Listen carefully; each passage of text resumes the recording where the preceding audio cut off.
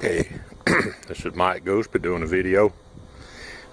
Be kind of ragged, but anyway, on the installation or the result of installing the Hydralift on the back of my Allegro bus, a 42-foot 06 model Allegro bus. I removed the existing receiver hitch from underneath and was able to utilize part of the frame to mount this unit to. You can see where it comes out from underneath the bus, and the two little tail lights there, little magnetic tail lights that I put there temporarily. And then when I tow a Wrangler, Jeep Wrangler behind it, I put those little magnetic things to the back of there. If you can see, I repositioned the RV light plug to the center of the bus. I used that the 7-prong RV plug, and then I found an adapter that we had seen one before, but it is a Y adapter to go to what I call a 4-prong flat trailer plug, just a typical old boat trailer plugs. It's what I'm using there. One of those plugs in, and I use that to run back to the Jeep when I tow it. The other one goes up. I've got it permanently installed to operate the lights on the back of my hauler. That was necessary once I put this put the enclosure on. You can't see the tail lights on the back of the bus, so it was necessary for me to come up with a alternative on my tail lights. And so I just use that RV plug, and I plug those into, let me walk around. I bought a pair because I wanted redundancy on my tail lights, and I fabricated my little aluminum brackets, and I got two 17-inch LED stop and tail light bulbs on each side. And if I can get down, I don't know what we can see. The sun is in my screen here, but you can see I call them little Mickey Mouse ears, the little magnetic lights up underneath. I've got those underneath, plus the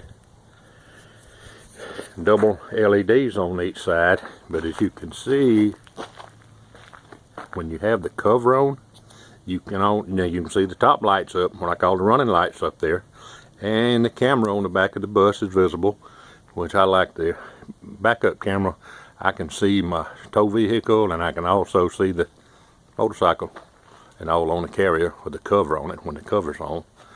And it protrudes out just a little bit on the side. I've got it almost right in line with the outside of the bus. Now, the cover is a whole story within itself. Let me cut this thing for right now. Well, I'm going to walk around and show you another little thing I put on.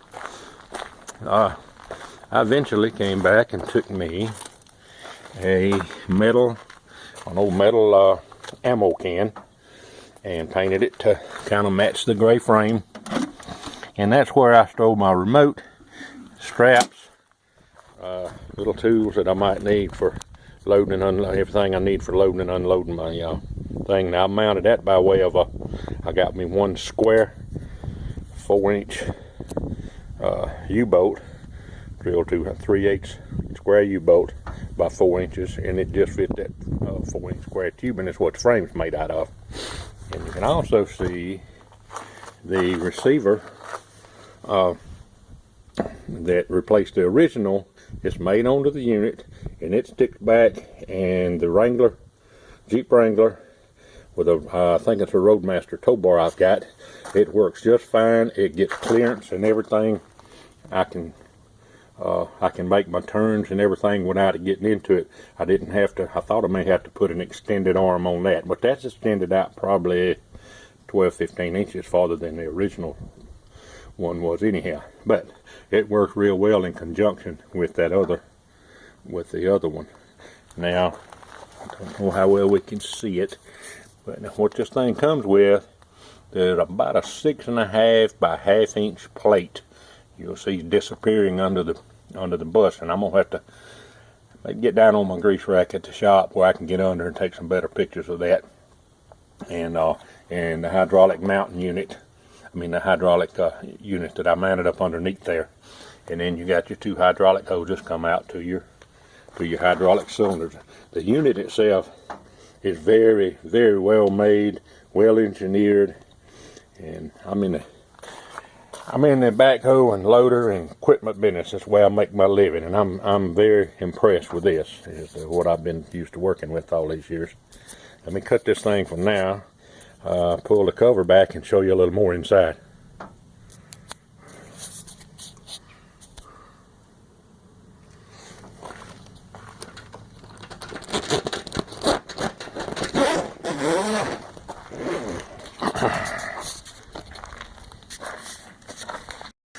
Okay, I've got the rear entrance flap open on this on my enclosure unit, and if you can make it out, what you're looking at there, this black, I covered them with some and they're actually top links that connect up on a farm tractor. The top links that go on a 3-point hitch, and if you can tell at the bottom, I've got them mounted to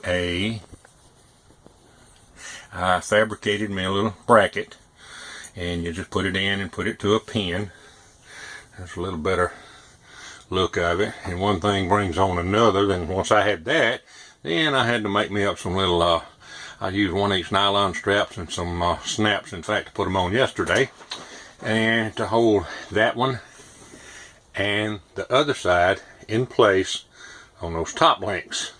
Now what I've done with the top links, I'll get pictures later.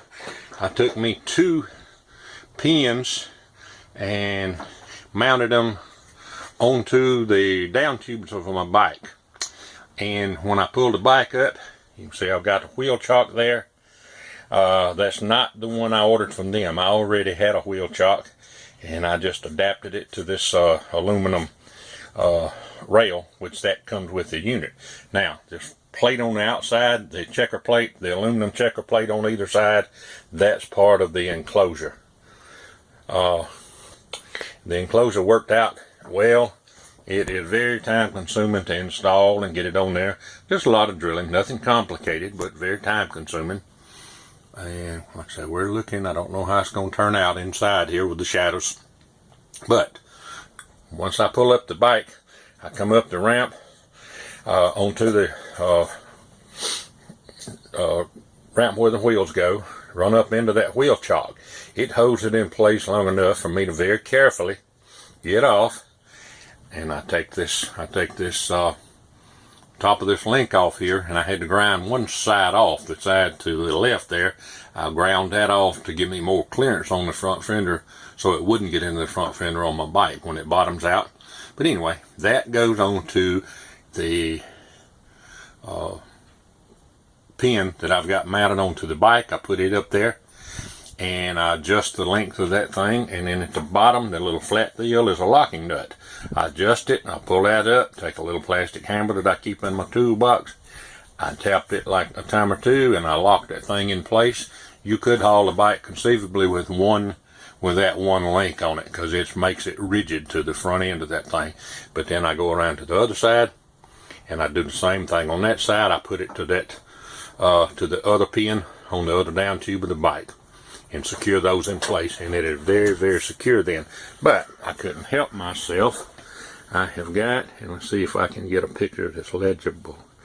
Okay, what does it say? Cargo buckle that I already had to use in my pickup when I hauled my bike in the back of my pickup. Cargo buckle is a name brand, and what it is a ratcheting strap, but the reel comes in and out. Let's see if I can do a better picture.